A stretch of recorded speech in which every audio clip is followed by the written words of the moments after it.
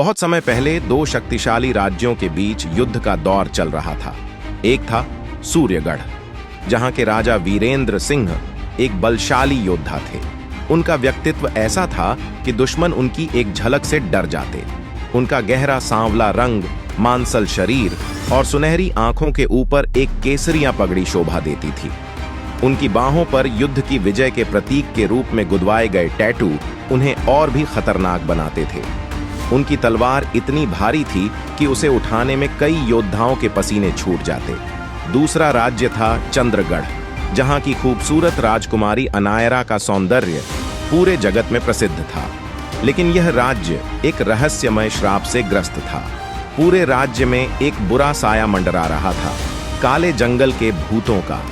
ये भूत सूर्यगढ़ से हुए युद्ध में मारे गए सैनिकों की आत्माएं थीं, जो बदला लेने के लिए चंद्रगढ़ के लोगों को डराती थीं। कहानी की शुरुआत होती है जब सूर्यगढ़ के राजा वीरेंद्र सिंह अपनी सेना के साथ चंद्रगढ़ पर विजय प्राप्त करने के लिए निकलते हैं। लेकिन जैसे ही वे चंद्रगढ़ की सीमा में प्रवेश करते हैं, उनका सामना काले जंगल के भूतों से होता है।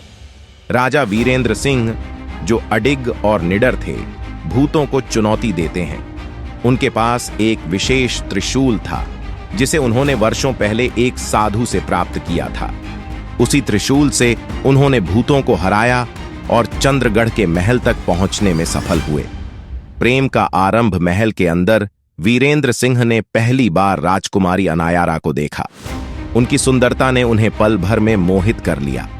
राजकुमारी भी वीरेंद्र सिंह के व्यक्तित्व और उनकी वीरता से प्रभावित हुईं।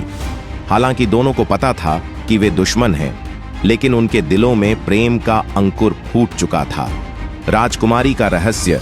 राजकुमारी अनायारा ने वीरेंद्र सिंह को एक रहस्य बताया। उन्होंने कहा, यह श्राप तभी टूट सकता है जब चंद्रगढ़ और सूर्यगढ़ के बीच शांति स्थापित हो। लेकिन मेरे पिता कभी इसके लिए तैयार नहीं होंगे, और अगर श्राप नहीं टूटा तो मैं और मेरा राज्य विनाश के गर्त में चला जाएगा। वीरेंद्र सिंह ने यह सुनकर प्रतिज्ञा ली, मैं तुम्हारे राज्य को इस श्राप से मुक्त कराऊंगा और तुम्हारे पिता का दिल जीतकर तुम्हारा हाथ मांगूंगा। भूतों से युद्ध श्राप को तोड़ने के लिए वीरेंद्र सिंह को काले जंगल के सबसे बड़े भूत कालेंद्र को हराना था। कालेंद्र इतना शक्तिशाली था कि उसकी ताकत के सामने कई राजा हार चुके थे। वीरेंद्र सिंह ने अपनी तलवार और त्रिशूल के साथ कालेंद्र को ललकारा। जंगल में एक भीषण युद्ध हुआ। वीरेंद्र सिंह ने अपनी बुद्धि, ताकत और अपने दिव्य त्रिशूल की मदद से कालेंद्र को परास्त कर दिया।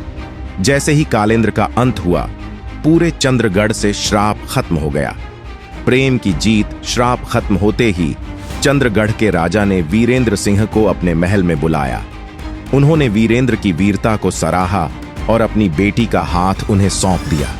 इस तरह दोनों राज्यों के बीच शांति स्थापित हुई और वीरेंद्र सिंह और राजकुमारी अनायरा का प्रेम अमर हो गया।